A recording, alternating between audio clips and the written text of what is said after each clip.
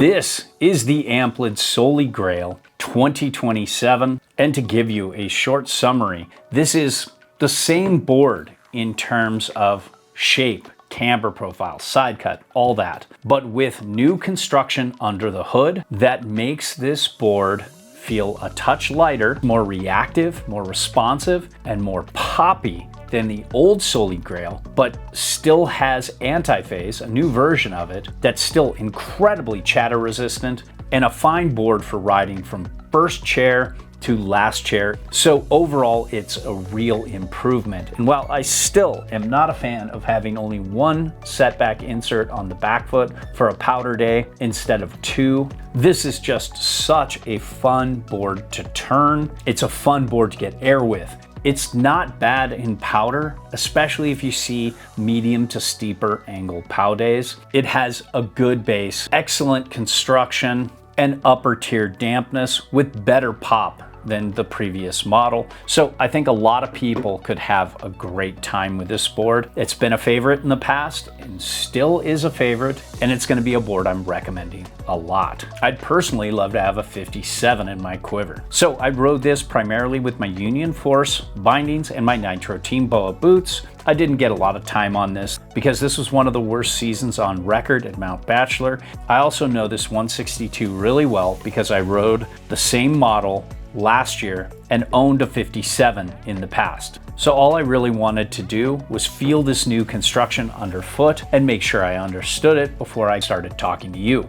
I did compare this against the Safari, the Soulmate, and a few other boards, and there will be comparisons up on Patreon and YouTube for paid members, so check those out if you want to learn more about how this compares to other boards. And this is an honest, objective review for you, the consumer, and while I love this board, Amplid has zero say in what I say, and I can do that thanks to the support of this wonderful community that we have here, but especially thanks to Blower Board Shop, our sponsor, who's been selling to snowboarders forever. They have local shops, a large online presence, fast shipping, of course, competitive pricing, and excellent customer support that feels like you're talking to somebody who really knows what they're doing at a local shop versus somebody in a call center online. So if you want to support a great shop and honest, objective content, click through our links to Blower Board Shop and spend your hard-earned cash there. It would be greatly appreciated.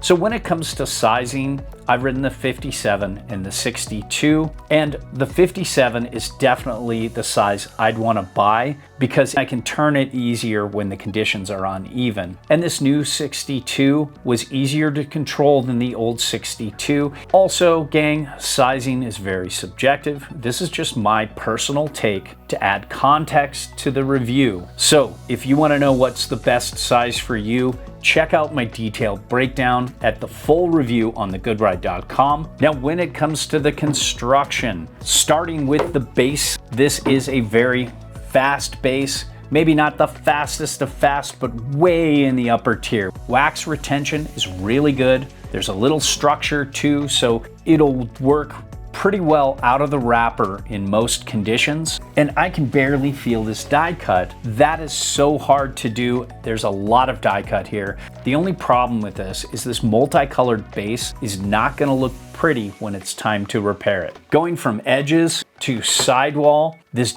dual material sidewall is incredibly well done. The edges are great. There are no construction flaws that I've found. Amplid knows how to build a board really, really well. This matte top sheet is prone to fingerprints, and when you rub it too much in one area, let's say with the sole of your boot, it'll get a smooth look instead of matte, but it's very resistant to the marks that your bindings leave when mounted. And overall, this is a well-built, long-lasting board, and this one in a 62 feels pretty light. I don't have the old 62, but this feels lighter, but that can vary board to board, and weight is so inconsistent. Now, when it comes to shape, the Amplid Souly Grail is the same shape as the old model. There's only 6 millimeters of taper, but it's a very directional ride with very little surface area in the tail. And you're only riding 15 millimeters back on side cut or contact length on board,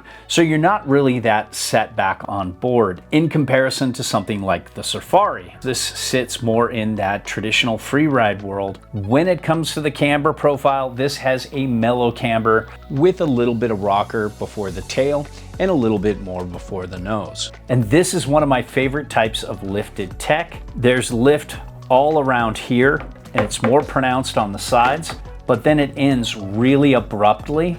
And by the time you get into the contact area, there's none. So you never feel that washy feel like you do with a lot of other lifted tech boards that run the lift way down into the side cut. But you do get that fun turning experience in softer snow to powder. This is stable one footing and flat basing, has that same feel underfoot in all conditions, and it's a very easy board to get to know. It's best still for advanced expert riders. Committed intermediates can go for this. Just make sure you size it right, and that I've warned you that it's a little more technical, a little more catchy than a lot of more forgiving intermediate friendly boards out there. When it comes to grip, I do have to dial back my turns a little bit if it's really hard.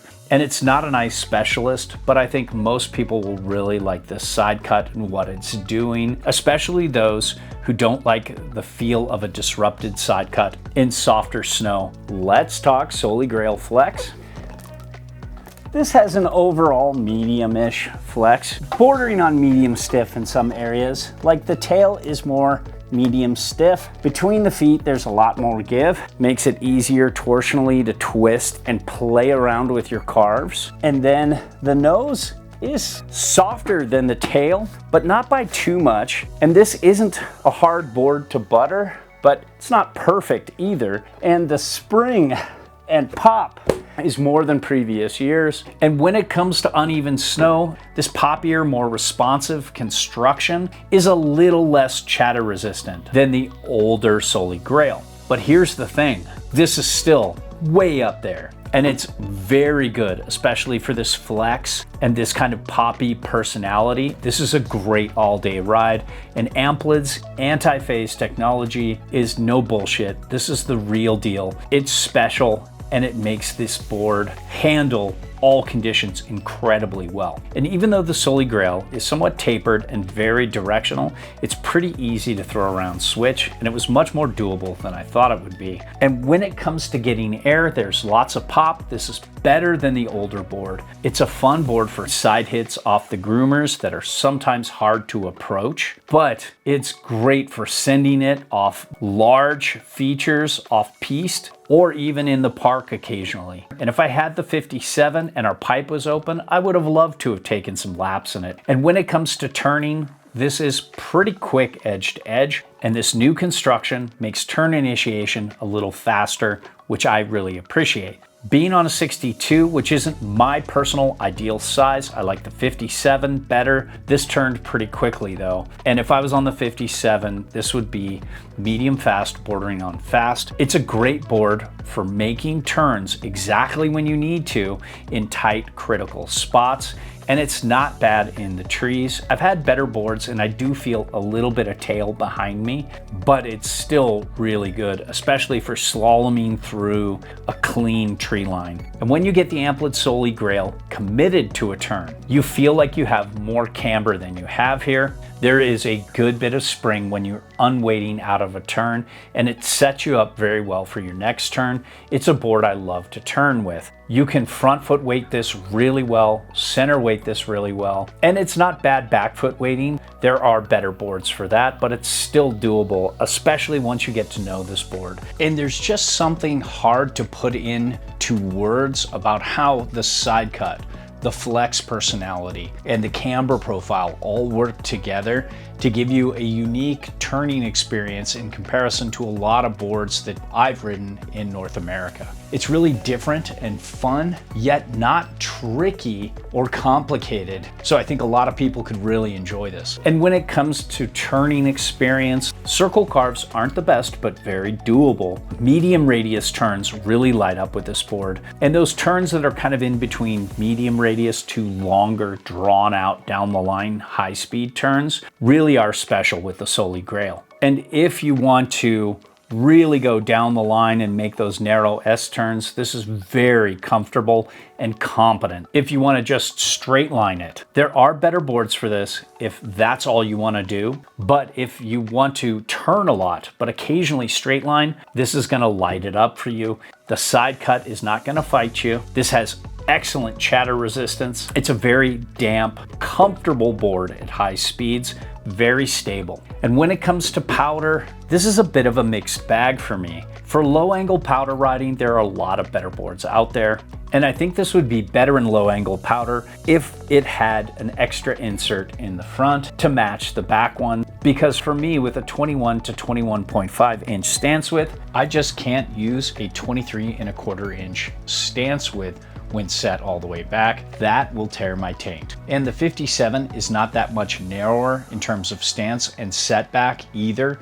So that's a problem for me there as well. But if you're riding medium to steeper angle powder, this is gonna light up, especially if you love to get air because you have a lot of tail behind you and a more centered, stable approach into powder jumping. So overall, other than not having a setback insert for the front foot versus the back, there isn't much that I have to criticize. And I like this poppier, more dynamic, more responsive construction, and I think it makes this board even better. I'd love to own a 157, and this is a board I recommend a lot.